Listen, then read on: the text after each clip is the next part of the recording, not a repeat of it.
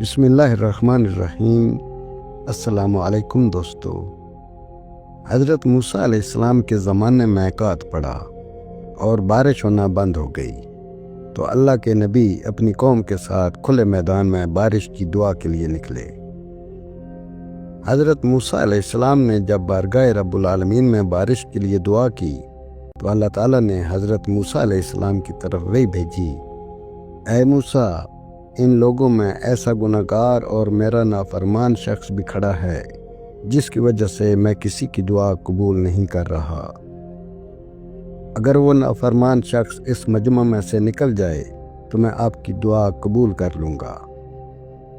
چنانچہ حضرت موسیٰ علیہ السلام نے لوگوں کو مخاطب کر کے فرمایا کہ تم میں ایک اللہ کا نافرمان اور گناہگار شخص کھڑا ہوا ہے جس کی وجہ سے قبولیت دعا کے دروازے بند ہیں، لہٰذا وہ شخص اس مجمع میں سے فوراً علیحدہ ہو جائے تو دعا قبول ہوگی، ورنہ بارش نہ ہوگی۔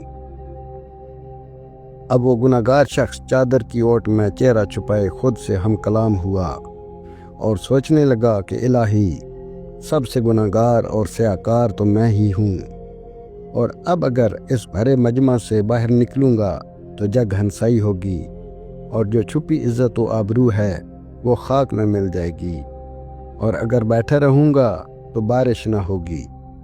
الہی، عجیب معاملہ ہو گیا۔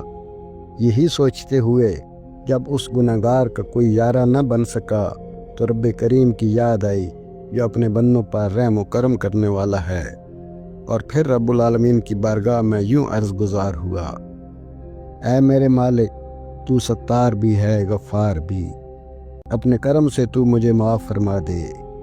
میں اپنے گناہ اور نافرمانی کے کاموں سے تائب ہوا۔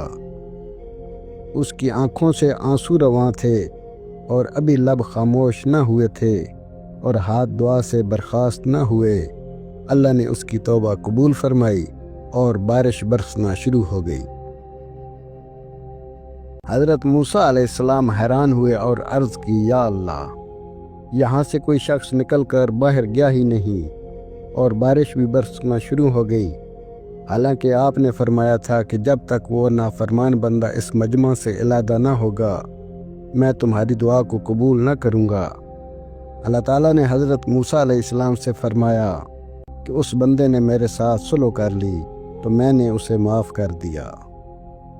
جب انسان اللہ کی بارگاہ میں سچے دل سے توبہ کرتا ہے تو رب بڑا رحیم و کریم ہے، وہ اپنے بندے کو معاف فرما دیتا ہے، باوجود اس کے کہ وہ گناہوں کی دلدل میں پھنسا ہو اور اس کے گناہوں کے ڈھیر آسمان کی بلندیوں کو چھوتے ہوں، لیکن رب کی رحمت اس بندے پر ایسے برستی ہے کہ اس کے گناہوں کی سرزمین دھل کر شفاف ہو جاتی ہے۔